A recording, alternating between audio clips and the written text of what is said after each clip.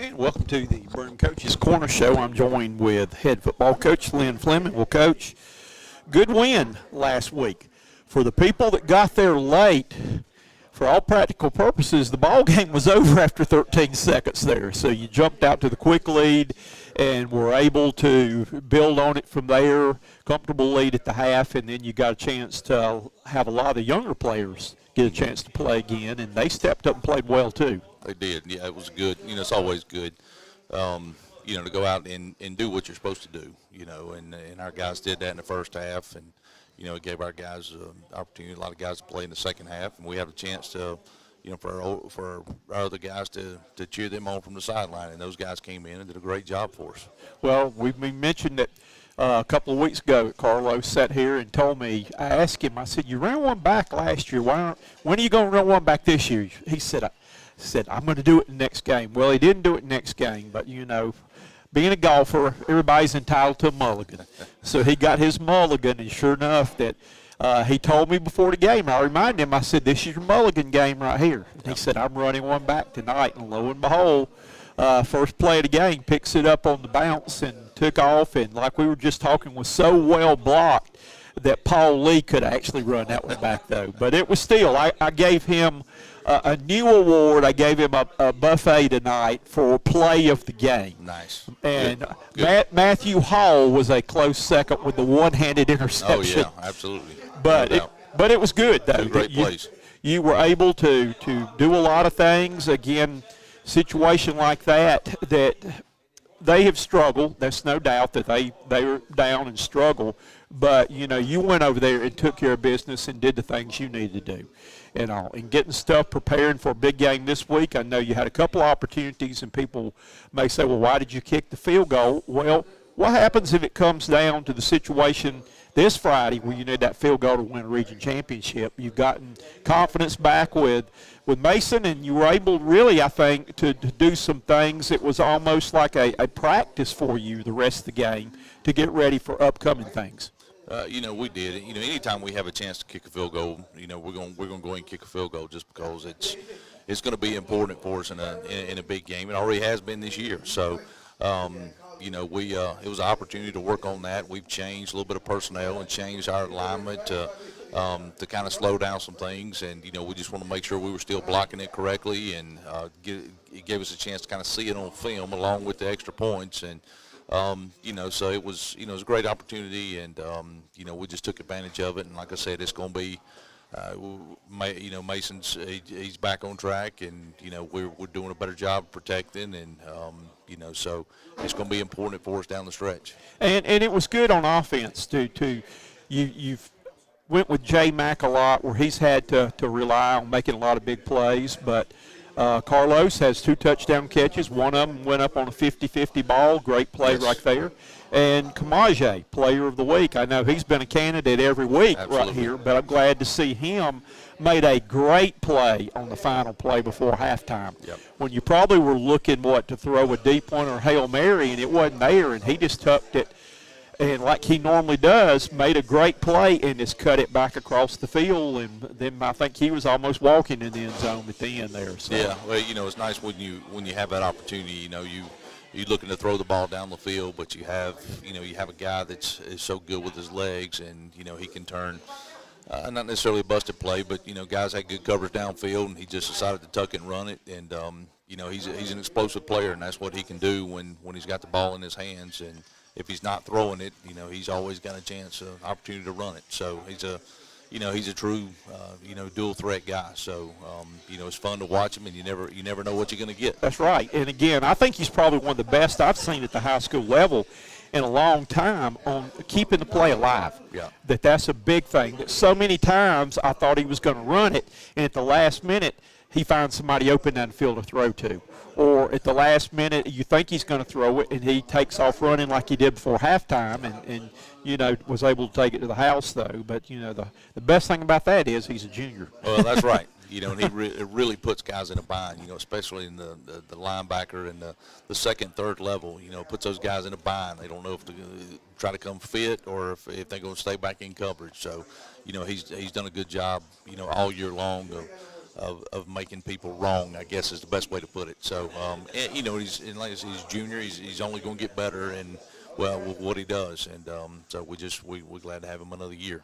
The defensive side of the ball, you had a pitched a shutout and played really well again. Had a lot of players stepping up there, though. And I don't think they even made it across their own 40-yard line the whole night. I can't remember them ever crossing the midfield stripe. But not only did you pitch a shutout, but really they were limited. I think they got one first down off a penalty, and then only had a couple of first downs the whole game, too. Yeah, So. yeah, and you know, our guys, you know, of course, our defensive staff put together a very good game plan. Coach Sullivan and Coach Derryberry and Coach Anderson, and you know, those guys did a great job. And you know, our guys went and played. You know, they came out, and you know, we've been preaching all week about just getting better and just focusing on us. And you know, and you know, our guys did a great job of doing that, not get distracted, and you know, going on the road again, which you know we played pretty well on right now. So.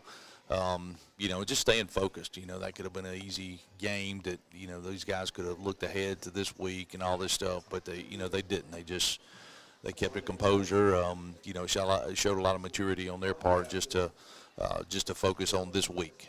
And your defensive player of the week, Lucas Crow, caught my eye real quick that he played a lot of defense in the second half, and I think the first 6 plays he was in to start the second half, he made the tackle. Yeah. And got in there. So. Well, Lucas is a guy, you know, we've been mixing him in. He's been playing some defense all year long, you know, plays a lot of special teams, but they're starting to include him more on offense. You know, it's a tight end position. So, you know, he's played both sides of the ball, and, you know, we've had him at, you know, working both sides. So he's, you know, he's done a good job of adjusting, adapting, and being coachable and being a team player and, doing whatever our coaches, whatever his team needs. But he played really well defensively the other night. And the thing I think's good is I think you've had the opportunity to play a lot of kids and get them experience and all that. I've seen some teams this year and some in the conference and all that are putting up big numbers, but they're leaving the starters in the whole game to do that. Yeah. And I don't think that ever, you know, I never saw, as a coach, I never did that. I got a chance to play my younger guys. You know, if you win by 15 or you win by 52, it's still a win. Yeah. But, you know, those other guys work in practice right. just as hard, and if you get a chance to play them, you play them. Yeah, and you want to. And, you know, and we were very fortunate to be able to do that. I think it's about the second game of the year we've been able to play those guys the entire half of football. And, you know, and it's going to be big because you never know when you're going to have somebody go down. You never know you're going to be in a position. You're going to need one of those guys. And, you know, not to mention just experience going into the next year of the Friday night experience. So, you know, every opportunity we have to play those guys, we're going to play them. Because I remember a player one time telling me, saying, Coach, put me back in. I didn't get my average tonight. And I said, and you're not going to either. Yeah. That you're going to sit right here next to me the rest of the game, and you're going to cheer for those guys out there. But his priorities were not in the right place. So I only had him for 1 year, thank goodness. But now you move on to a possibility for one of your goals right now, that you've got a chance to win the region at home this Friday night on senior night. You're playing a Chapman team that got off to kind of a slow start. And, again, they put some big numbers up in region play, but kind of been playing their players a little bit longer than you've been playing yours in those games there. And so, you know, it's going to be an interesting game, though. But what have you seen about Chapman on film? You know, they're just a solid football team. You know, offensively, it kind of starts with their quarterback.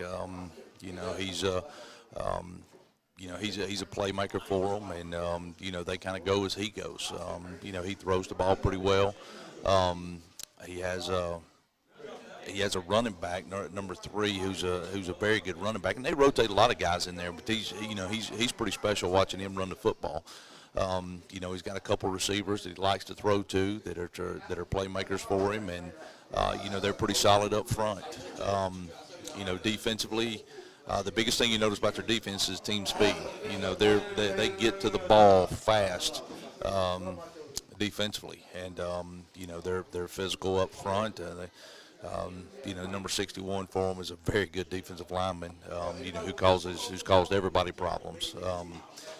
But like I said, just their team speed. They're a fast team, and so we're looking forward to playing Friday, and I think it's going to be a very good matchup and very good football game. Okay, we mentioned too that it'll be 12 seniors, I believe. That'll be their final regular season home game. Now they're going to have the opportunity to sing. It'll be the final game at Royal. That's right.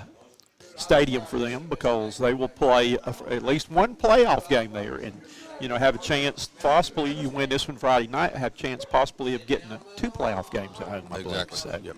So, yep. But again, I know these guys that lots of times you look back to that last. Senior night being honored and all like that, though, and I know this will be special for those guys. It will be, and this is a good group that's really stuck with us through all this. They've gone through the COVID year and the mess that we had that year, and and even the disruptions the year after. They've gone through all that. So it's been great for them to kind of finally have a normal year, I guess you would say, and.